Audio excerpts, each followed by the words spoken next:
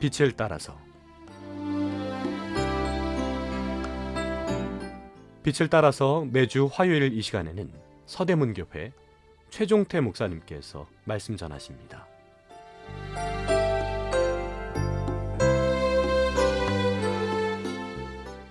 애청자 여러분, 안녕하십니까?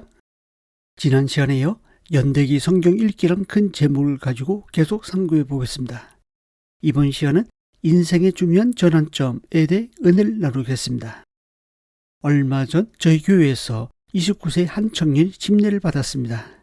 침례 전에 그 청년이 구원 간증을 했는데 그 간증에 저는 깊은 감명을 받았습니다. 그는 부모님과 함께 단란하고 유복한 환경에서 행복한 유년 시절을 보냈습니다. 별 어려움 없이 성장하여 남들 부러워하는 직장에도 취업하여 나름대로 무난한 삶을 살고 있었습니다. 그의 부친은 매일 잠자기 전에 30분씩 묵도할 만큼 독실한 불교 신자입니다. 그런 환경에서 자란 그는 교회에 대해 부정적이었고 하나님의 존재를 부정했습니다. 그는 여느 사람들처럼 늘 남의 시선에 신경을 썼습니다. 항상 좋은 사람으로 보이길 원했습니다. 목적 없이는 시도조차 하지 않았고 늘 인정받으려고 했습니다. 그러던 중 어떤 일을 겪으며 인생의 쓴맛을 보았고 친구의 권유로 교회에 나오게 됩니다. 처음에는 어색함과 거부감으로 현관 입구나 계단에서 머무는 시간이 많았습니다. 하지만 가족처럼 대해주시는 성도들의 따뜻함에 못 이겨 자주 나오게 되었습니다. 그러다 명절이 됩니다. 그 전까지는 너무도 당연하게 아무렇지도 않게 제사상에 절을 하곤 했는데 그날은 왠지 절을 하면 안 될 것 같은 마음이 생깁니다. 구원받은 성도도 아닌데 그동안 교회 다니면서 들었던 말씀들이 가랑비에 옷 젖듯이 그의 마음을 적신 것입니다. 그리고 그는 절을 하지 않았습니다. 장손이 절을 하지 않은 것은 그의 집에서는 하나의 사건이 되고 그날 밤 술에 취해 들어오신 아버지는 할아버지가 살아계신 동안만이라도 절을 하라고 합니다.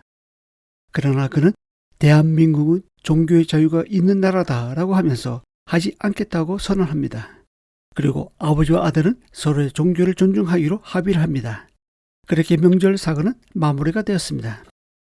그러다가 청년은 1년 전 교회 수양에 참석하게 되었고 그것을 계기로 삶의 주인이 자신에게서 하나님으로 바뀌는 인생 역전을 경험하게 됩니다.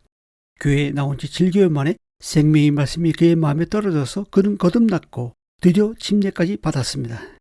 이후에 그 청년의 아버지는 아들이 다닌 교회가 어떤 곳인지 관심을 갖고 한번 방문하기로 했다는 소식까지 들었습니다.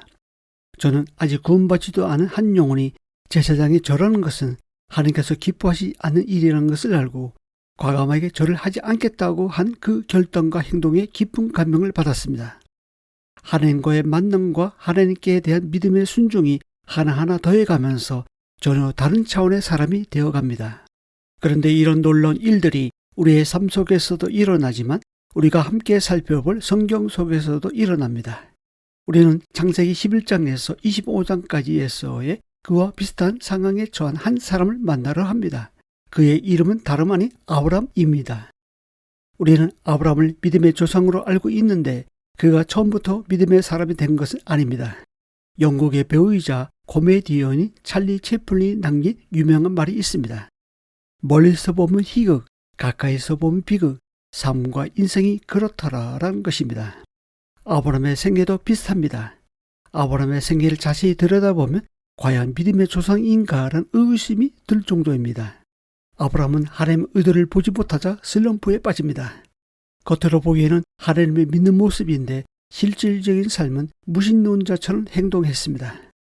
분명 하나님은 친척을 떠나라고 했는데 아브람은 하나님의 부르심을 받고 나아갈 때 조카 롯을 데리고 갔습니다.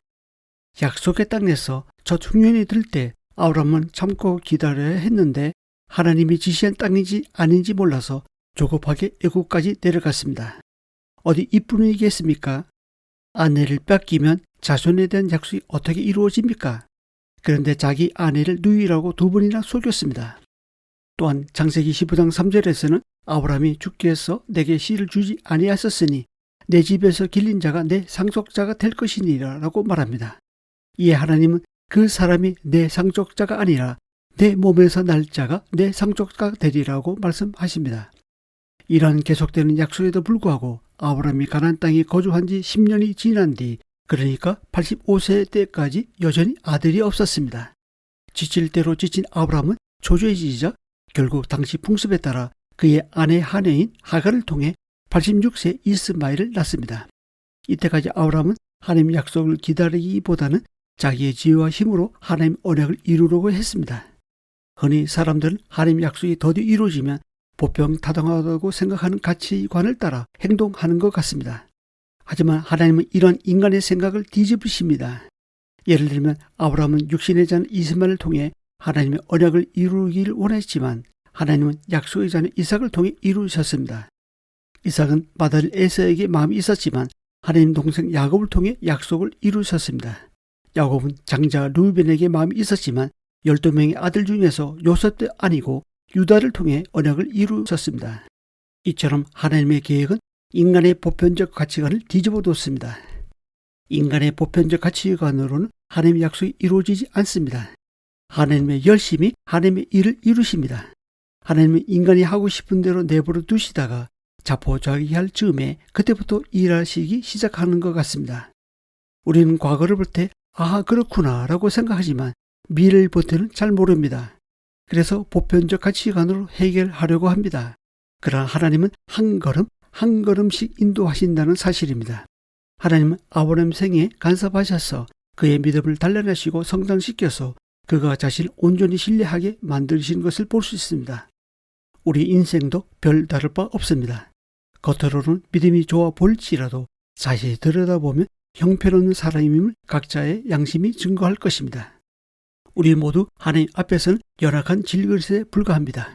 그러나 우리와 다를 바 없어 보이는 아브라함의 인생에 하나님이 개입하심으로 그의 인생이 달라졌습니다. 아브라함이 75세 하나님의 부르심을 받고 땅, 자손, 복이라는 약속을 받을 때부터 그의 생에는 의미가 생겼습니다. 그 이후 하나님께서는 3번이나 더 자신의 약속을 확증하셨습니다.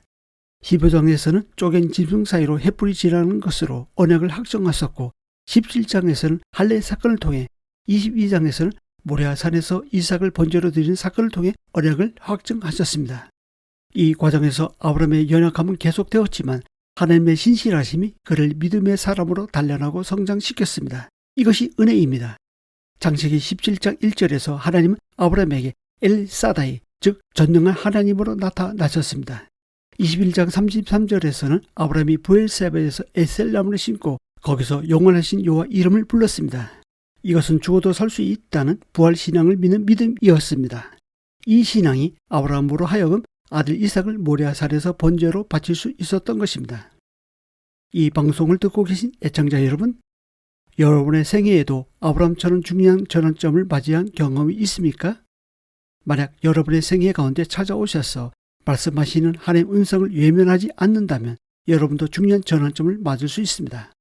아브라함의 생애 가운데 간섭하시고 함께 하신 하나님께서 여러분의 생애 가운데에서도 동일하게 역사하시길 바랍니다. 다음 시간에 이어서 말씀드리겠습니다. 감사합니다.